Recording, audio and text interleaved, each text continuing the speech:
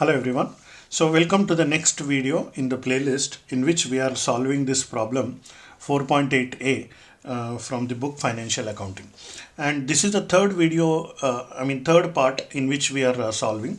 So already we had solved this A, B and C. Now we have come to D, and you can just have a look at the solution that we achieved so far. So we achieved this unadjusted trial balance. So based on this unadjusted trial balance, now we need to make some journalize the following adjustment entries. Okay, so again you can pause the screen, have a look at the adjustment entries, and you try yourself making these adjustment entries. Now I will make these adjustment entries. So again, to give you an orientation, so this is the accounting cycle. So we have done 1 2 3 4. Now we are doing fifth step, making the adjustment entries. Okay, so there are 5 adjustment entries, so let us do that. Okay. So adjustment entry is just like another journal entry. So this is like the journal's format. So same format I will use to write the adjustment entries. Okay. So let me use this place to make the adjustment entries. Okay. So the company name is Clean Window Washing Inc.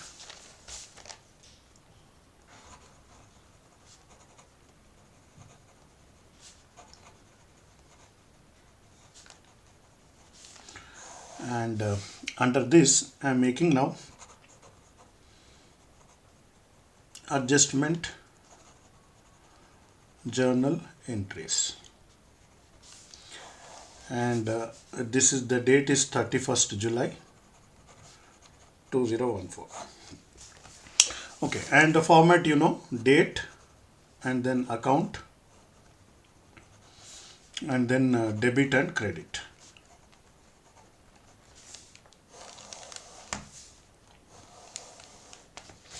Okay, so now let us analyze the transactions. Okay, so the first transaction is like this: services performed but unbilled and uncollected at July 31 were 1700.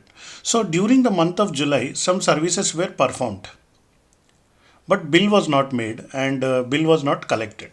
Now, irrespective of whether you make the bill or not, because the services are performed, okay, in the month of July, you have to recognize them as the revenue earned in the month of July. So, even though the bill is not made and even though the money is not collected, you have accrued. Okay, the word is accrued a revenue of 1700. Now, but since they are uncollected, it will go into accounts receivable. Okay, so accounts receivable is a asset. So, and in the debit balance we can put 1700, and service revenue in the credit balance we can put 1700. So that is a journal entry for the first one. Okay, so I will write here 31st July, and then accounts receivable will have a debit balance of 1700, and then service revenue will have a credit balance of 1700. So this is how we balance out this thing. Next, that is for the first one. Next, the second one, if you see, depreciation on equipment for the month was 180. Now depreciation is an expense. Okay, so depreciation expense will become debit by 180, and accumulated depreciation will credit by 180. So let me write that. Depreciation expense will debit by 180, and accumulated depreciation will credit by 180. Okay.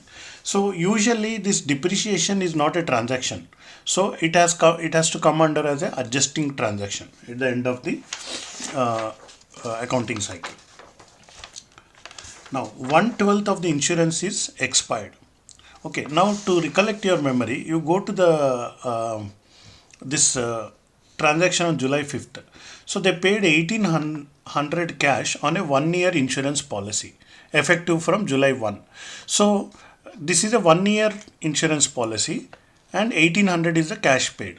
Now now we are at July 31st. That means 1 month is completed. So 1800 is applicable for 1 year, but out of that 1 month is completed. So 1/12 of 1800 is already comes as an insurance expense. Okay, so let me write that insurance expense. Now, how much will be the insurance expense? So the total cost of insurance is 1800. Okay, this divided by 12 will be 1 month. What is the insurance expense? So that is 150. Okay, so that is 150 as the insurance expense. Now this insurance expense, so if you notice, we have what is called as a prepaid insurance 1800. So this is under the current asset, so that will be credited by this amount. So I will say prepaid insurance will be credited by 150. Okay, so let's continue. Now the 3 transactions are done. Now we are doing the 4th transaction. An inventory count shows that $320 of cleaning supplies on hand at July 31. Okay, so you have consumed some supplies. So when your supplies are consumed, then it will become supplies expense. Okay, so what is your supplies total amount? So if you see at the beginning, the supplies were 900. Okay, so if you, in fact, if you see the transaction on third, purchased cleaning supplies for 900. Okay, so now that 900 has become 320. That means how much is the consumption? So we can find that 900 minus 320. So we'll get 580. So this 580 has been the supplies expense. Okay, so that is what we have to make the adjusting journal entry here as supplies expense of 580. Now from where this will go? So this will obviously go from the supplies. Okay, so supplies is listed under assets, so that will be credited or decreased by 580. Okay, this is the adjustment entry for the supplies. Now next entry, let us see.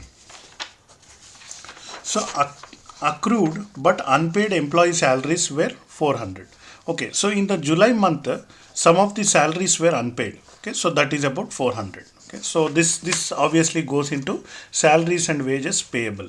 But then before that, this is an expense that was incurred. So first in the debit side, we will say salaries and wages expense. That is $400, and salaries and wages payable. So it is a liability. So liability will be created by 400. Okay. So we have now 5 entries made under the adjusting journal entries. Okay. So this is what is the adjustment entries that is been requested in this particular question, and we have completed that. Okay. So if your answers have matched this one, good. So you are going in the right track. So otherwise you can just see where you have gone wrong. You can correct it. Okay. So these are all 31st. The date will be 31st for all of this. Okay, so in the accounting cycle now, I have completed the making of adjustment entries. So after these adjustment entries, now I have to go for creating adjusted trial balance. But before that, let me also post these. See here, posting to general ledger. So these adjustment entries also I will post to the general ledger. So let me do that right away. Okay, so posting the adjustment entries to the general ledger. Okay, so this is our general ledger. All the T accounts are there. Now look at the first one. I will use pencil because I want to differentiate the adjustment entries. Okay, so accounts receivable debit by 1700. Okay, so let's make this. So accounts receivable debit by 1700. Okay, so on this side I have to make a 1700. Okay, so here it is little difficult to read, but bear with me. Now supplies. Not supplies, we will see the other entry of that. So this is done. Service revenue credit by 1700. Okay, so where is our service revenue? Yeah, so here credit by 1700. Next we have depreciation expense 180.